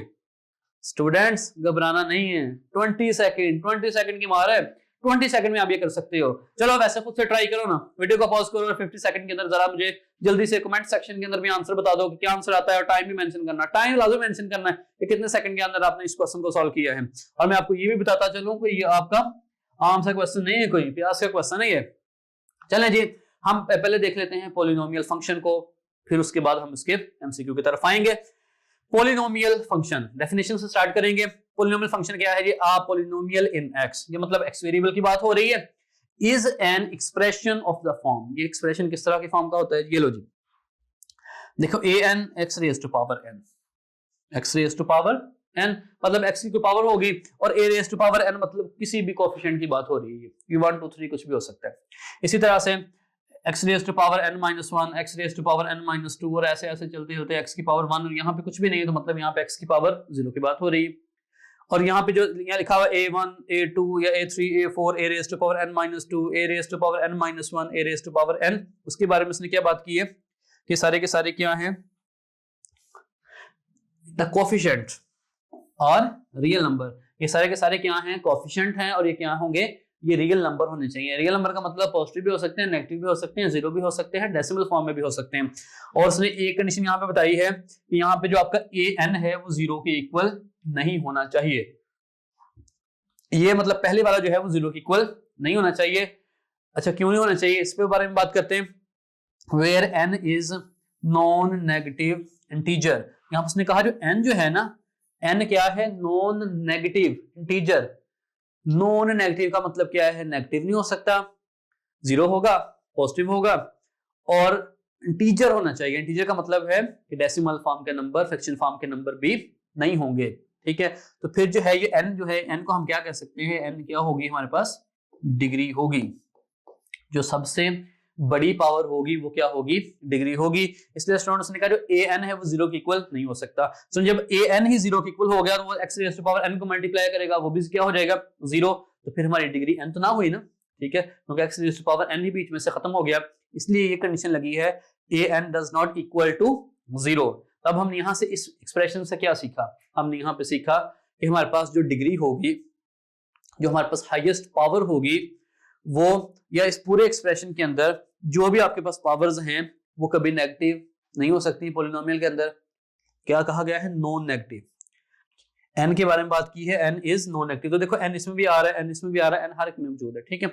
तो एक्चुअली जो आपका n होगा ना वो ना तो नेगेटिव हो सकता है ना वो डेसिमल फॉर्म का हो सकता है। उसने कहा है नॉन नेगेटिव और इंटीजर कहा हुआ है, ठीक है जी। तो अगर इसमें इसके अलावा कोई और चीज आ जाएगी तो हम उससे कहेंगे ये पॉलिनोमियल ही नहीं है।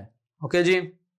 और जो वेरिएबल के साथ जो भी नंबर आते जाएंगे वो नंबर रियल होने चाहिए और उनको क्या बोला जाता है, उनको बोला जाता है कोफिशिएंट। चलें जी, हम अपने क्वेश्चन पे आते हैं। हमारा क्वेश्चन है 4x³ plus 7x raise to power 5 minus x6 minus 9x plus 3 is a polynomial. कहता है ये पॉलिनोमियल है। आप इसकी वेरिफिकेशन पहले कर लो कि पॉलिनोमियल है भी कि नहीं है। इधर पावर x की पावर 0 है, x की पावर 1 है, x की पावर 6 है, x की पावर 5 है, x की पावर 3 है, सारे ही नॉन नेगेटिव हैं और सारे ही क्या है, इंटीजर्स हैं, मतलब पॉलिनोमियल बन गई। अब आगे बात करते हैं polynomial of degree and leading coefficient respectively. अब इसमें डिग्री क्या होगी, डिग्री का तो आपको पता है डिग्री क्या होगी। डिग्री स्टूडेंट होती है हाईएस्ट पावर। अब इसमें से पावर ढूंढो। अब मोस्टली स्टूडेंट क्या करते हैं, पहले नंबर पे जाते हैं, क्या दिखते हैं 4, तो 4 वाले पे टिक लगा देंगे। और देखिए लेकिन स्टूडेंट आपने फोकस के साथ हाईएस्ट पावर ढूंढनी है। देखो इधर 3 है, इधर 5 है, इधर 6 है, इधर 1 है, इधर 0 है, तो यहाँ पे 6 है ना, सबसे बड़ी तो 6 है, तो आपकी डिग्री क्या बनती है, 6 बनती है स्टूडेंट। अब दूसरा क्वेश्चन क्या है, दूसरा क्वेश्चन है एंड लीडिंग कोएफिशिएंट। अब अपने लीडिंग कोएफिशिएंट बताना है। अब बताओ ना जरा जल्दी से कमेंट सेक्शन के अंदर बता दो लीडिंग कोएफिशिएंट क्या होता है, जल्दी से बताओ कमेंट सेक्शन के अंदर। चलो उसके बाद फिर आपने वीडियो को पॉज करके आपने लीडिंग कोएफिशिएंट कमेंट सेक्शन में लिखना है, फिर मैं आपको बताता हूँ लीडिंग कोएफिशिएंट क्या होता है। तो स्टूडेंट्स लीडिंग कोएफिशिएंट जो होता है वो होता है हाईएस्ट पावर के साथ वाला नंबर। वैसे तो सारे कोएफिशिएंट हैं, ये भी कोएफिशिएंट है, ये भी कोएफिशिएंट है, ये भी कोएफिशिएंट है, ये भी कोएफिशिएंट है, ये भी कोएफिशिएंट, मतलब वेरिएबल के साथ जो भी नंबर लिखा आएगा वो क्या कहलाएगा, कोएफिशिएंट। लेकिन लीडिंग कोएफिशिएंट क्या होता है, जो डिग्री के साथ लिखा होता है। तो स्टूडेंट यहाँ पे डिग्री के साथ क्या लिखा हुआ है, यहाँ पे है -1, तो यहाँ पे डिग्री बन जाती है 6 और लीडिंग कोएफिशिएंट क्या बन जाता है -1। तो ट्रू ऑप्शन कौन सा होगा जी, beta option is true option. Next question है 4 is a polynomial of degree. कहता है 4 पॉलिनोमियल है, इसकी डिग्री क्या होनी चाहिए, 4 है, इसकी डिग्री क्या हो सकती है, इसमें तो x है ही नहीं। अच्छा स्टूडेंट जब x नहीं है इसका क्या मतलब है, हम यहाँ पे ये तो लिख सकते हैं ना x की पावर 0। x की पावर 0 क्या होता है 1, 1 को 4 से मल्टीप्लाई करो दोबारा 4 बन जाएगा ना। तो अब उसने कहा था हमने क्या बतानी है, डिग्री। डिग्री क्या होती है x की हाईएस्ट पावर। यहाँ पे x की हाईएस्ट पावर आपको क्या नजर आ रही है 0, तो कौन सा ऑप्शन ट्रू हो जाए आपके पास, alpha option is true option. इससे आपने क्या सीखा कि आपके पास कोई भी कांस्टेंट नंबर हो, कोई भी कांस्टेंट नंबर हो उसको बोला जाता है कांस्टेंट पॉलिनोमियल और उसकी डिग्री क्या होगी, उसकी डिग्री हमेशा होगी 0। तो स्टूडेंट्स चलते हैं नेक्स्ट क्वेश्चन पे। नेक्स्ट क्वेश्चन है डिग्री ऑफ 3x + 2/x + 7। ये वही क्वेश्चन है जो मैंने आपसे इस टॉपिक से पहले कहा था करने के लिए। तो स्टूडेंट्स ये देखें यहाँ पे जो है x की अगर हम बात करें, हम बात करते हैं x की पावर की, तो x की पावर यहाँ पे बनती है 1। जब इसे ऊपर लेके जाएंगे तो x की पावर क्या बन जाएगी -1। तो डिग्री अगर कोई भी पावर हो पॉलिनोमियल के अंदर वो नेगेटिव नहीं हो सकती। पढ़ा था ना कि नॉन नेगेटिव होनी चाहिए, तो ये नॉन नेगेटिव इंटीजर होनी चाहिए, तो ये नॉन नेगेटिव है नहीं, ये तो नेगेटिव है -1 है। इसकी वजह से स्टूडेंट क्या होगा, नॉट अ पॉलिनोमियल, हम इसमें डिग्री फाइंड नहीं कर सकते। तो कौन सा ऑप्शन आएगा जी, delta option is true option. Next question है जी 3x² + 9x + 7 is a, alpha option है बाइनोमियल, बीटा ऑप्शन है मोनोमियल और चार्ली ऑप्शन है ट्राइनोमियल और डेल्टा ऑप्शन है नन ऑफ दीज। स्टूडेंट ये बड़ा आसान सा क्वेश्चन है, आपने देखना है ये जो आपके पास एक्सप्रेशन है उसके अंदर कितने टर्म्स हैं। अगर तो आपके पास हो एक टर्म तो इससे हम बोलेंगे मोनोमियल, अगर उसके अंदर हो 2 टर्म्स तो हम उसको बोलेंगे बाइनोमियल, और अगर उसके अंदर हो 3 टर्म्स तो उसे क्या बोलेंगे ट्राइनोमियल। तो काउंट कर लें 1 2 3, तो स्टूडेंट क्या बन जाएगा जी हमारे पास, Charlie option is true option. Next है जी स्टूडेंट रिमाइंडर थ्योरम की तरफ आते हैं। रिमाइंडर थ्योरम क्या है, if a polynomial f of x of degree, या तो उसकी डिग्री हो, किसी पॉलिनोमियल की डिग्री 1 हो या 1 से बड़ी हो, ठीक है जी। n क्या है, n is non negative integer, ये तो आपको पहले से पता है कि जो आपकी पावर होगी वो नॉन नेगेटिव इंटीजर होनी चाहिए। उसने कहा जब किसी भी डिवाइड करेंगे डिवाइडेड बाय x - a, जब हम x - a पे डिवाइड करेंगे तो no x term exist in the remainder, तो x की कोई भी टर्म नहीं बचनी चाहिए, ठीक है जी।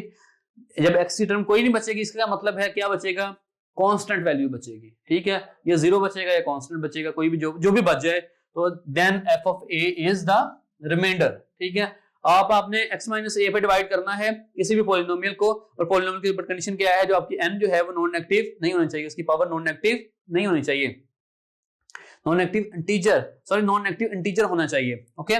तो आपका जो है जब आपने डिवाइड करना है x माइनस ए पे, तो x वाली कोई भी टर्म नहीं बचनी चाहिए, ठीक है जी। और आपके पास कोई भी जो भी कांस्टेंट बचेगा वो 0 हो सकता है, कुछ भी हो सकता है, वो क्या कहलाएगा, रिमाइंडर कहलाएगा। और स्टूडेंट्स अगर यही सारा काम मतलब दोबारा हम करें, और अगर आपके पास क्या है जी, वो जो रिमाइंडर है, वो जो कांस्टेंट n पे जो बचेगा वो 0 के इक्वल आ जाए, तो उसे हम क्या बोलते हैं, फैक्टर बोलते हैं। यही स्टूडेंट फैक्टर थ्योरम है। If x minus A is a factor, अगर ये फैक्टर है इस पॉलिनोमियल का, इफ एंड ओनली इफ, एक ही सूरत में हो सकता है, जब क्या हो, if x is equal to a is a root of polynomial, इसका क्या बन जाए, रूट बन जाए। तो स्टूडेंट रूट क्या होता है, जब आप किसी भी इक्वेशन के अंदर उसे पुट करते हो तो आपका क्या आता है, इक्वेशन को क्या करता है, सेटिस्फाई करता है। सेटिस्फाई करने का मतलब left hand side is equal to right hand side, या फिर जो उसका आंसर है वो किसके इक्वल आएगा, 0 के इक्वल आएगा, ठीक है।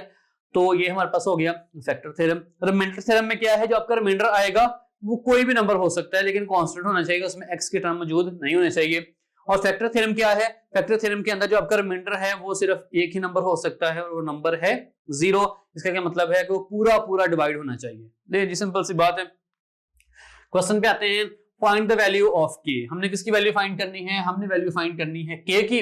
When 3x cube minus 2x square plus kx plus 1 divided by x plus 1 yields a remainder 5। वो कहते हैं जब ये जो हमारे पास पॉलिनोमियल है, इसको हम इसको डिवाइड करेंगे x प्लस 1 पे, तो रिमाइंडर किसके इक्वल आएगा, 5 के इक्वल आएगा। और टारगेट क्या है, किसकी वैल्यू फाइंड करना, 5 की वैल्यू फाइंड, k की वैल्यू फाइंड करना।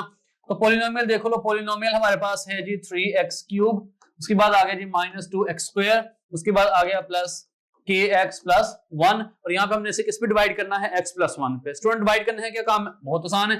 x प्लस 1 को 0 के बराबर रखो, x की वैल्यू क्या बन जाएगी, -1, जहां जहां पे x है उसकी जगह पे -1 पुट कर दो। अब गौर करो, रिमाइंडर थ्योरम में क्या कहा था, आपकी कोई x की टर्म नहीं बचनी चाहिए। तो देखो जब x की जगह पे -1 पुट कर दोगे तो x टर्म क्या हो जाएगी, खत्म हो जाएगी। तो p x की जगह पे क्या आ जाएगा, -1, 3 x की जगह पे क्या आ जाएगा, -1 क्यूब, x की जगह पे क्या आ जाएगा, -1 प्लस k, x की जगह पे -1 प्लस 1, जहां जहां पे x था मैंने उसकी जगह पे क्या लगा दिया, -1, और हमें जो रिमाइंडर है उसने खुद बता दिया कि इसके इक्वल है 5 है, तो मतलब जो रिमाइंडर है वो आ गया 5 के इक्वल। तब यहाँ पे -1 का क्यूब कितना आ जाएगा, -1 को 3 से मल्टीप्लाई करेंगे -3, यहाँ पे -1 का स्क्वायर क्या आ जाएगा, 1, क्योंकि स्क्वायर माइनस को खत्म कर देता है, इनफैक्ट कोई भी इवन पावर माइनस को खत्म कर देती है। 1 आएगा, 1 को -2 से मल्टीप्लाई किया जी -2, k को -1 से मल्टीप्लाई किया -k प्लस 1। अब टारगेट है k की वैल्यू फाइंड करना, तो k तो माइनस में है, इधर आएगा तो k हो जाएगा प्लस में। यहाँ पे देख लो -2 और -3, ये टोटल आंसर आ गया -5, और ये +1 करें तो क्या आ जाएगा, -4, ये 5 उधर जा क्या हो जाएगा, -5, तो k की वैल्यू कितनी बन जाएगी स्टूडेंट, k की वैल्यू बन जाएगी जी -9। तो स्टूडेंट हमारे पास कौन सा ऑप्शन आ जाएगा जी, delta option is true option. Next question पे चलते हैं। नेक्स्ट क्वेश्चन है, find the depressed equation when 4x raised to power 4 plus 2x cube minus 2x square plus 4x minus 80 is divided by x minus 2। Students depressed equation क्या होती है, देखिए student, जब हम भी किसी पॉलिनोमियल को दूसरी पॉलिनोमियल पे डिवाइड करेंगे तो हमारे पास कोई आता है क्वोशंट। जब हम क्वोशंट को 0 के इक्वल रख देंगे, इसको क्या बोलते हैं जी, डिप्रेस्ड इक्वेशन। सिंपल सी चीज है हमारे पास। ओके, हम क्या करते हैं, हम इसमें से फाइंड कर लेते हैं जी सिंथेटिक डिवीजन से, हम इसमें कुछ क्वेश्चन फाइंड कर लेते हैं। सिंथेटिक डिवीजन का तरीका कर क्या है कि आपने जो भी आपके पास वेरिएबल है उसके साथ वाला नंबर कोएफिशिएंट को आपने यहाँ पे तरतीब से लिखना होता है, और अगर कोई वेरिएबल मिस हो, कोई पावर मिस हो, x की पावर 3 में से, x की पावर 2 में से, तो उसकी जगह पे क्या आ जाएगा, 0 आ जाएगा। लेकिन यहाँ पे देखो तो 4 3 2 1 0, ये कोई भी मिस नहीं है, तरतीब से लिख लेंगे। यहाँ पे आएगा जी सबसे पहले 4, उसके बाद आ जाएगा जी 2 -2, उसके बाद आ जाएगा 4 और -80 आ जाएगा। डिवाइड किस पे करना है, 2 पे। कैसे पता चला, x -2 पे करना है ना, x -2 को जब 0 की इक्वल रखेंगे तो x की वैल्यू कितनी आ जाएगी, 2 पे डिवाइड कर देंगे। पहला नंबर एज इट इज, 4 को 2 से मल्टीप्लाई किया 8 में 2 ऐड किया 10 को 2 से किया 20 में से 2 निकालो 18 को 2 से मल्टीप्लाई करो 36 प्लस 4 करें तो 40 40 को जब 2 से मल्टीप्लाई करें तो क्या आ जाएगा 80, 80 माइनस 80 क्या हो जाएगा 0। तो ये रिमाइंडर इसमें कितना आ गया स्टूडेंट, यहाँ पे देखो रिमाइंडर इसमें आ जाएगा ये 0, और ये जो चीज है ये क्या है, ये बन जाती है क्वोशंट। ठीक है, इसको कैसे लिखते हैं, इसको लिखना होता है, देखिए आपकी हाईएस्ट पावर क्या थी 4, मतलब डिग्री क्या है 4, और अगर आपने एक दफा डिवाइड किया है तो आपने एक पावर कम करके लिखना शुरू कर देना है यहां से। ठीक है, ये क्वेश्चन बन जाएगा। सबसे पहले आएगा 4, x की पावर देखिए 4 थी, और अब आपने एक पावर एक दफा डिवाइड किया तो एक पावर कम कर दो, हम कर देंगे x क्यूब, उसके बाद plus 10 x square plus 18x plus 40, ये आ गया क्वोशंट, इसे बोलते हैं क्वोशंट। अगर मैं इसको 0 के इक्वल रख दूं तो ये क्या बन जाती है जी डिप्रेस्ड इक्वेशन आ जाएगी। तो किस ऑप्शन में है, देखिए 4x cube plus 10x square plus 18x plus 40 is equal to 0। Student alpha option is true option. Next question है इफ द रिमाइंडर इज 0, अगर रिमाइंडर 0 हो तो फिर क्या होगा। अल्फा ऑप्शन में कहता है divisor is a factor of the dividend. बिल्कुल सही बात है, जब आप किसी नंबर को डिवाइड, किसी भी पॉलिनोमियल को किसी को डिवाइड करते हो तो आपका जब रिमाइंडर 0 आ जाता है तो वो क्या कहलाता है, उसका क्या बन जाता है फैक्टर। फैक्टर थ्योरम में हमने यही बात तो पढ़ी थी, ये बात जो है क्या है ट्रू है। अब अगर तो ऑल ऑफ दीज का ऑप्शन ना होता तो हम मतलब इस पे चले जाते, लेकिन ऑल ऑफ दीज है, हमें बाकी ऑप्शन भी देखने पड़ेंगे। और ये आपको बता दूं, ये देखिए यूईटी का क्वेश्चन है, हल्का नहीं लेना आपने, ध्यान से समझना इसको। बीटा ऑप्शन में क्या है, क्वोशंट इज इक्वल टू 0, अगर आप क्वोशंट को 0 के इक्वल कर देते हो देन डिप्रेस्ड इक्वेशन। यही अभी हमने पिछले क्वेश्चन में यही तो बात की है कि जो क्वोशंट है अगर हम उसे 0 के इक्वल रखते हैं तो क्या बन जाएगा जी डिप्रेस्ड इक्वेशन बन जाती है। थर्ड देखें, जब दो आपके आगे ना, अब बोथ को ऑप्शन नहीं है, इसका मतलब है इसको चेक करो या ना चेक करो, इसने सेटिस्फाई करना ही करना है, क्योंकि ऑल ऑफ दीज का ऑप्शन आया हुआ है। या तो बोथ का ऑप्शन होता है और ऑल ऑफ दीज भी होता है, फिर हम तीसरे को चेक करना पड़ जाता कि सारे सही हैं या पहले दो सही हैं। अब पहले दो सही हैं, अब दोनों पे टिक तो लगा नहीं सकते आप लोग, ठीक है, तो आप ऑल ऑफ दीज की तरफ आपको जाना पड़ेगा ना। चले वैसे चेक कर लेंगे है कि आप ये आपका इस तरह के और भी एमसीक्यू जनरेट हो सकते हैं, इसलिए यहाँ पे आपने इसको समझना है। Every factor of depressed equation, अच्छा जो जैसे हमने यहाँ पे पिछले क्वेश्चन में डिप्रेस्ड इक्वेशन निकाली, ठीक है, उसके 3 फैक्टर बन सकते हैं, किसी में 2 बनेंगे, जितने भी फैक्टर बन जाएं, अगर ये फैक्टर होगा is also a factor of dividend.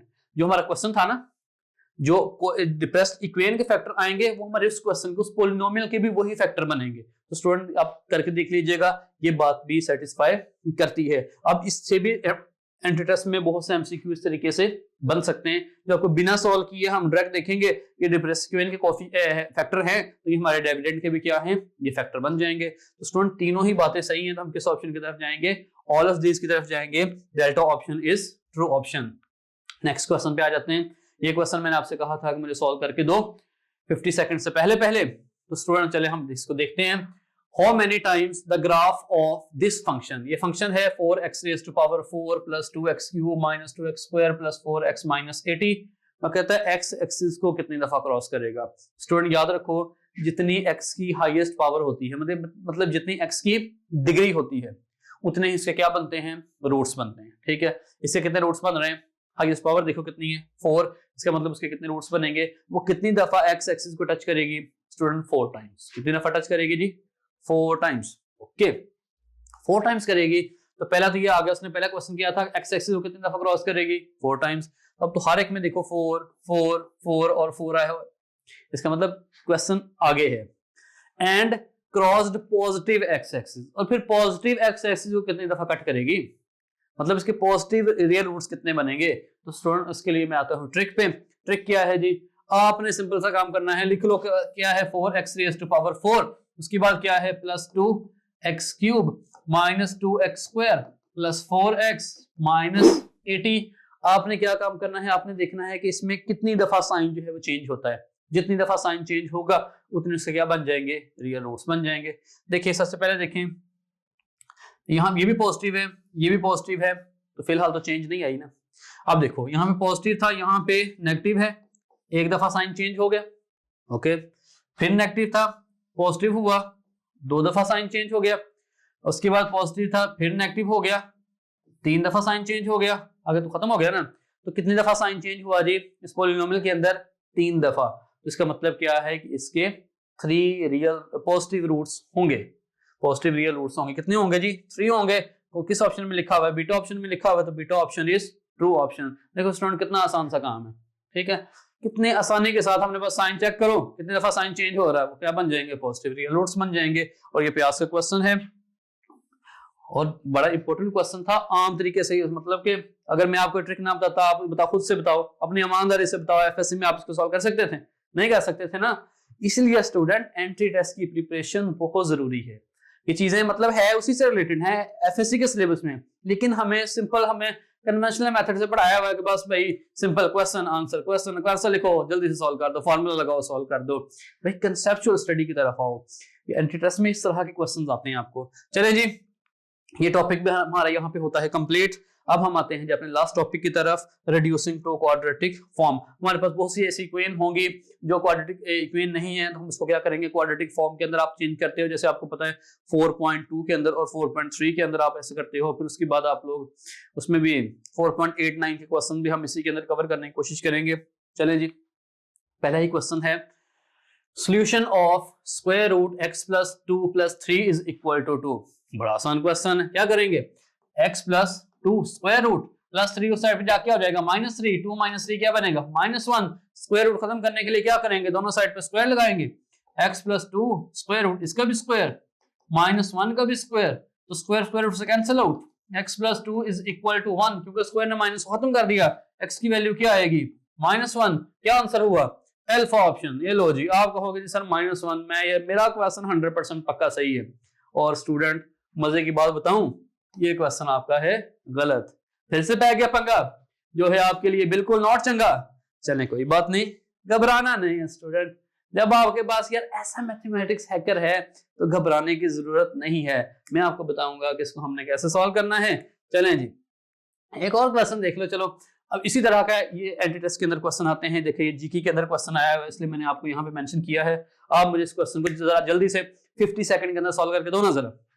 Comment section के अंदर जल्दी से लिखो कि आप इस क्वेश्चन को कितने सेकंड के अंदर सॉल्व किया है और क्या आंसर आया है। तो अब देखें यहाँ पे 3x स्क्वायर पावर है में है x रेज़ टू पावर 2 - 6, फिर -9x raise to power plus 9 raise to power है x plus 1 is equal to 0।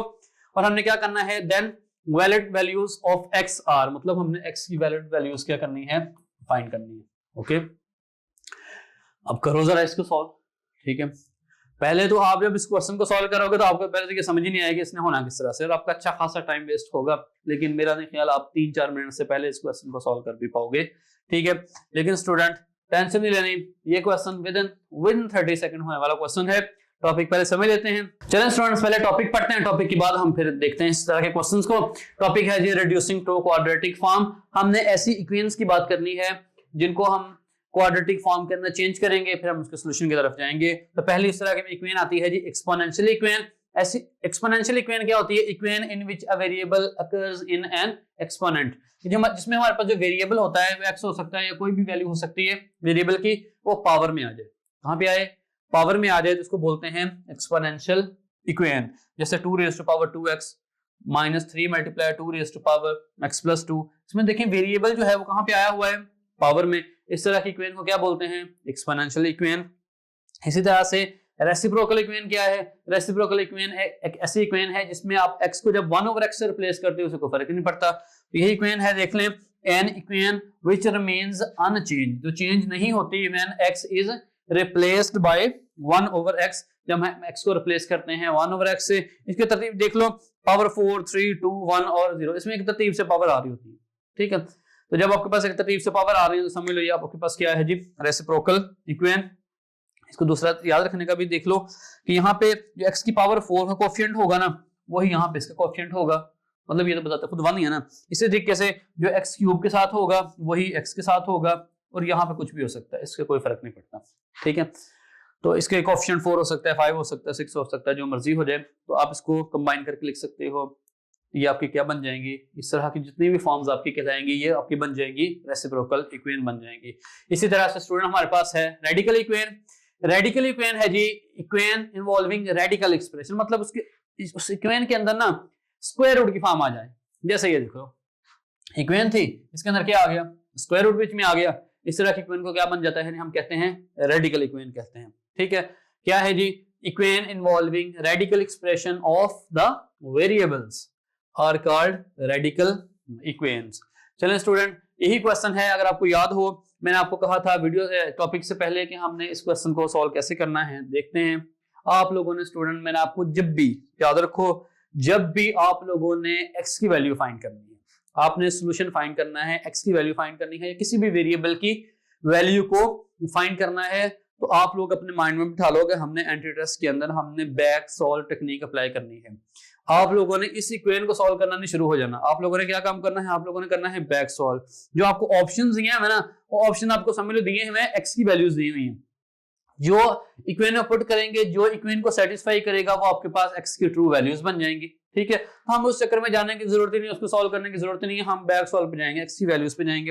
अच्छा, इसके अंदर 4 ऑप्शन है। अब चारों ऑप्शन को बारी बारी पुट करके देखना, मतलब थोड़ा ये भी तो लेंथी काम है ना। अच्छा, अब देखो, इसमें भी 1 है, इसमें भी क्या है 1। तो आप क्या करो, पहले जो सिमिलर वाले हो ना, उनमें से एक को चेक कर लिया करो, बाकी उसी के मुताबिक डिसाइड हो जाता है, इस पे क्रॉस लगना है, इस पे टिक लगनी है। अब देखो हम क्या करते हैं, पहले अगर आप 0 को चेक करते हो, 0 चेक करने से आपको कोई फायदा नहीं होगा। क्यों? आपको सिर्फ एक ही चेक, बाकी सारे आपको दोबारा चेक करने पड़ेंगे। लेकिन अगर आप 1 चेक कर लेते हो, उससे आपके आइडिया हो जाएगा कि ये वाले ऑप्शन हो सकते हैं, 2 कम से कम क्रॉस हो जाएंगे। चलिए 1 को चेक करते हैं, 3। अच्छा, कुछ चीजें ज़बानी कैलकुलेशन थोड़ी सी ज़बानी करो। देखो 1 करना है ना, तो यहाँ पे 1 का स्क्वायर करें 1, यहाँ पे क्या आएगा 1 - 6 क्या बन जाएगा -5, और यहाँ पे 9, यहाँ पे जब 1 करोगे तो 1 + 1 क्या बन जाएगा 2। अब ये क्या, जो मर्जी कर लो, आंसर कभी 0 के इक्वल नहीं आ सकता। इसका मतलब 1 ने सेटिस्फाई नहीं किया, तो ये भी गलत हो गया, ये भी गलत हो गया। आपके पास कितने ऑप्शन बच गए? 2 ऑप्शन बच गए। चलिए अब इसको जल्दी जल्दी से चेक कर लेते हैं। 4 को चेक करना है, 3। यहाँ पे x की यहाँ पे 4 लगाना है, जब 4 का स्क्वायर कितना बन जाएगा 16, 16 - 6 करो तो 10, -9। x की जगह पे क्या लगाना है 4 लगाना है, 4 + 1 कितना बन जाएगा 5। अब जरा इसको चेक करो, 3⁻10 -9 को लिख सकते हैं 3 स्क्वायर, इसकी सेकंड पावर क्या बन जाएगी 5। तो 5 को 2 से मल्टीप्लाई करेंगे तो क्या बन जाएगा 10। तो देखो आंसर क्या आ गया 0। सेटिस्फाई कर दिया ना, 4 ने सेटिस्फाई कर दिया है। तो जल्दी से -2 भी चेक कर लो। -2 चेक करते हैं तो 3, जब -2 लगाएंगे, -2 का स्क्वायर 4 बन जाएगा, 4 - 6 करेंगे तो क्या आएगा -2। इस तरह से -9, x की जगह पे क्या लगाना है -2 + 1 करेंगे तो क्या आएगा -1। 3 - 2 9 है ना, तो 9 की जगह पे लिखो 3 स्क्वायर, एक 2 दूसरा -1 मल्टीप्लाई करेगा तो क्या बन जाएगा -2। ये भी माइनस करें तो आंसर क्या आ जाता है 0। सेटिस्फाई कर दिया। किस ऑप्शन ने सेटिस्फाई किया जी? अल्फा ऑप्शन ने। तो alpha option is true option. Next question पे चलते हैं। नेक्स्ट क्वेश्चन हमारे पास है जी, सोल्व द इक्वेशन। अब इक्वेशन क्या है 2⁻2x minus 3 multiply 2⁻x plus 2 plus 32 is equal to 0। ये कौन सी इक्वेशन है? Exponential equation. और हमने क्या करना है फॉर x yields, मतलब x की वैल्यू फाइंड करनी है। क्या करेंगे? टेक्निक आपने सीख ली है, बैक सॉल्व करना है जब भी किसी की वेरिएबल की वैल्यू फाइंड करनी हो। अल्फा बीटा चार्ली डेल्टा चारों ऑप्शन मौजूद हैं, बारी बारी पुट करेंगे। मैंने आपसे कहा कि जो सिमिलर ऑप्शन है उससे पहले पुट कर लिया करो, ताकि उससे आपको 1 से 2 ऑप्शन, अगर गलत हुआ तो 2 ऑप्शन पे क्रॉस लग जाएगा। जैसे देखिए 4 4 दोनों में है, तो पहले 4 पुट कर लो। जहां जहां पे x है वहां पे आपने 4 पुट करना है, तो देखो 2, यहाँ पे x यहाँ पे 4 पुट करोगे ना, 4 × 2 कितना बन जाएगा 8 minus 3 × 2 raised to power, ये 4 + 2 बन जाएगा 6 plus 32 is equal to 0। 2 raised to power 8, ये कम से कम 2 raised to power 10 तक की वैल्यूज आपको वैसे ज़बानी पता होनी चाहिए। 2 raised to power 8 स्टूडेंट हो गया 256 माइनस यहाँ पे 2 raised to power 6 बन जाता है 64। 64 को 3 से मल्टीप्लाई करते हैं। हाँ 64 को जब 3 से मल्टीप्लाई करें, 60 को 3 से मल्टीप्लाई करो 180, 4 को 3 से करो 12, 180 12, ये बन जाता है 192 प्लस 32 इज इक्वल टू 0। ये भी पॉजिटिव है, ये भी पॉजिटिव है, ये 192 से तो बड़ी है, कभी 0 के इक्वल नहीं आ सकती। 4 ने सेटिस्फाई स्टूडेंट नहीं किया, ये भी गलत, ये भी गलत। देखो 2 ऑप्शन गलत हो गए। अब इसमें 2 3 है 5 9 है, पहले चार्ली चेक कर लेते हैं फिर डेल्टा पे आ जाएंगे। अगर चार्ली ही सही हो गया फिर डेल्टा चेक करने की जरूरत ही नहीं है। अगर चार्ली गलत हो गया फिर भी डेल्टा चेक करने की जरूरत नहीं, फिर वो ट्रू हो जाएगा। चलें देखते हैं। 2x की वैल्यू 2 पुट करनी है इस इक्वेशन के अंदर, तो 2x की जगह पे जब 2 पुट करेंगे तो आएगा 4 माइनस 3 मल्टीप्लाई 2, जब फिर 2 पुट करेंगे तो आ जाएगा 4 plus 32 is equal to 0।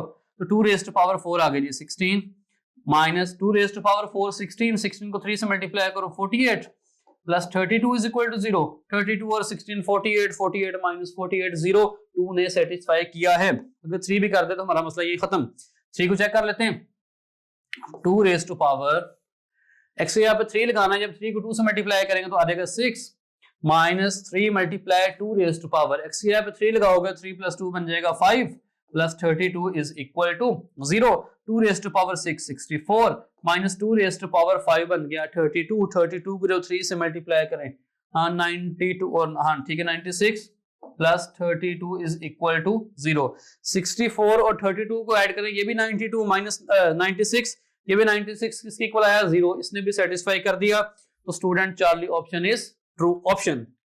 Next question है रेडिकल इक्वेशन से क्वेश्चन आ गया square root y plus 3 is equal to square root 3y minus 5 और हमने कहा गया है किसकी वैल्यू फाइंड करनी है y की वैल्यू फाइंड करनी है।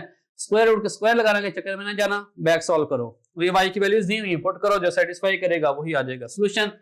पहले 4 पुट करते हैं देखो जबानी करो 4 पुट करो 4 प्लस 3 7 इधर आ गया स्क्वायर रूट 7 ऐसे ही इधर 4 पुट करो 4 को 3 से मल्टीप्लाई करो 12 12 माइनस 5 7 7 दोनों साइड पे स्क्वायर रूट 7 सेटिस्फाई कर गया अल्फा ऑप्शन ही ट्रू ऑप्शन बाकी चेक करने की जरूरत नहीं है।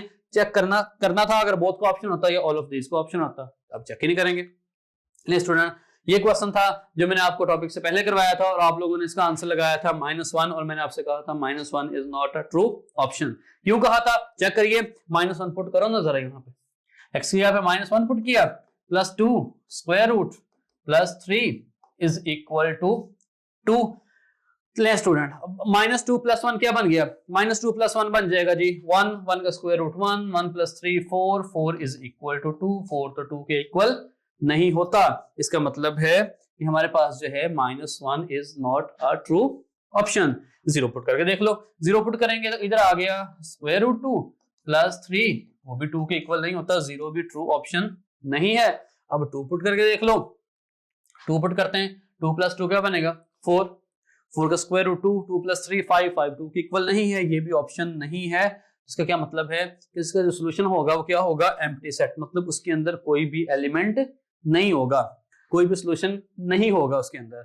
लें जी student delta option is true option. अब आ जाते हैं हम अपने लास्ट क्वेश्चन की तरफ और ये स्टूडेंट क्वेश्चन आया है जी नस्ट के अंदर।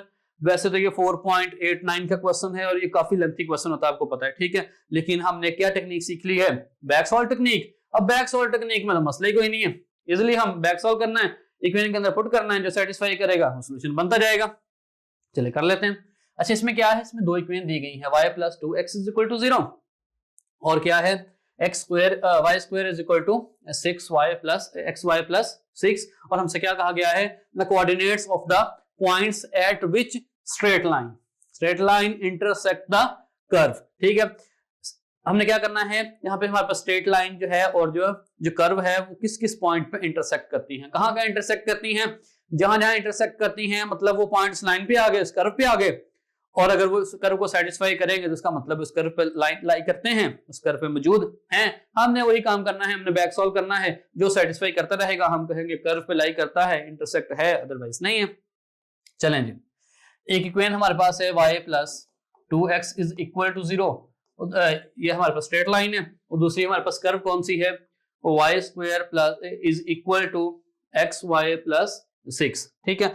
हमने जो पॉइंट्स दिए गए हैं बारी बारी हमने क्या करना है इसमें पुट करना है ओके। अगर हम इस पॉइंट की बात करते हैं वो कहता है x की वैल्यू 1 y की वैल्यू क्या रखनी है -2 x की वैल्यू 1 और y की वैल्यू -2 देखो सीधा सीधा सेटिस्फाई हो गया -2 + 2 0 के इक्वल आया। अब इसी पॉइंट को दूसरे में पुट करना है x की जगह पे 1 y की जगह पे -2 तो y है y की जगह पे -2 x की जगह पे 1 y की जगह पे -2 + 6 -2 का स्क्वायर 4 आ गया ये -2 + 6 करेंगे भी क्या आ गया 4 मतलब इस पॉइंट ने दोनों इक्वेशन को क्या किया है सेटिस्फाई किया है। लेकिन अब दूसरा पॉइंट पे रहता है -1, 2 इसको भी चेक करना पड़ेगा इसका मतलब अब x की वैल्यू -1 रखनी है y की वैल्यू 2 रखनी है। इस पे दोबारा आ जाओ y की वैल्यू 2 रख दी और x की वैल्यू -1 रख दी 2 -2 0 इसने भी सेटिस्फाई कर दिया। अगर यही पॉइंट उसको भी सेटिस्फाई कर देगा कर्व को तब भी हमारा प्रॉब्लम सॉल्व हो जाएगा यहीं पे। तो y की जगह पे क्या रखना है 2 x की जगह पे -1 इधर आ जाओ y की जगह पे 2 रख दिया इज इक्वल टू x की जगह पे -1 y की जगह पे 2 + 6 2 का स्क्वायर 4 और -2 + 6 4 इज इक्वल टू 4 इसने सेटिस्फाई कर दिया। तो स्टूडेंट कौन सा ऑप्शन सही हुआ जी alpha option is true option. तो ले स्टूडेंट यहाँ पे हमारा क्वाड्रेटिक इक्वेशन सेकंड हाफ होता है कंप्लीट। मैंने आपको ना सारे कंसेप्ट समझ लो प्लेट में रख के दे दिए हैं, ठीक है। अब आप लोगों ने क्या काम करना है, एंटी टेस्ट में जाना है और ये सारी चीजें, सारे फायर आपने चला देने और आपने इजीली इस चैप्टर के जितने भी क्वेश्चन हैं आप उसको क्या कर सकते हो, क्रैक कर सकते हो।